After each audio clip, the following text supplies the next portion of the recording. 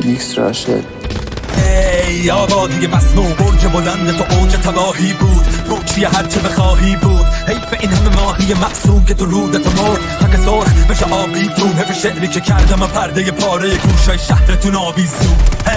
تیرم مثل دامن مرگ، تیرم مثل خاکم و سنگ. ای آبادی مرگ، بیا تو باغ در باغو ببند. زدم بیرون لوله مار از خونه فقر و دروغ و شعار، از داغ دل ما تو بوسه دار. تیرم چشماتو ببند. دالدار جرمم من، تالدار سرخم نه، خار زیر پالانم، آزار گریم من. سرخم مثل مادرشم، سرخم مثل آزر و رد، سرخم مثل داور و درد، سرخم مثل آخر خط.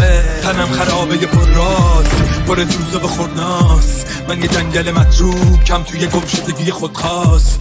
حس میشه رو دوشم سنگینی فردا، تا روز خروشم هم نشین تنها.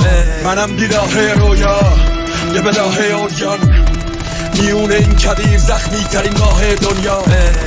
چادر سوگم مستاق ترکان، عطر سوزم از دست گرگا. میرم تو اون کف ننه جنده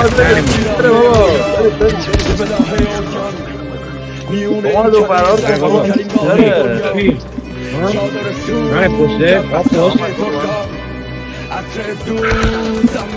او جارو زادگی ننه جنده میرم بکنم اتون لعنتم. کشم مسیقان سار تار و تنه لب و پارای زخم و برقص بده به ترس، تن بده به تن کرد منطقه ام، تن بده خطر بده به درد بده به رنگ، تن بده به صحنه شکنجه نفس، تن بده بحثه که جنگه.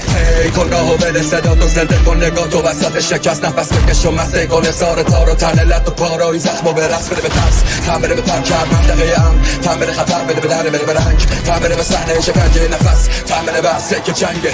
هر سوار جریب خون وزی که میکاشت و ندیده بود، روز که بهش سخت قبیل خود پر غریبه هایی که بازم غریبه موندن. خورد و سیانس کمر تازیانه با لباسای صبح وسط گاف میشا. نگو همی به هم میرسم به اونان که زمین جنگ و شخ میزدن. تیر کشید تاون پام وقتی رسیدم آخر رام. منم اون گوزن وحشی بودم که دادم قله رو به دشت پروانه ها. سرما چشام خیز کرده صدا میزنه گرما، نگاه میکنم پرواز عجیب پروانه ها رو.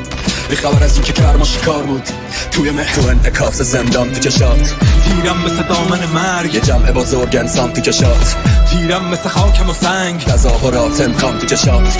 تیرم چشماتو ببند، مرد کردستان تو چشات. بیا تو باغ در باغو ببند. مرسی دمت گرم. وای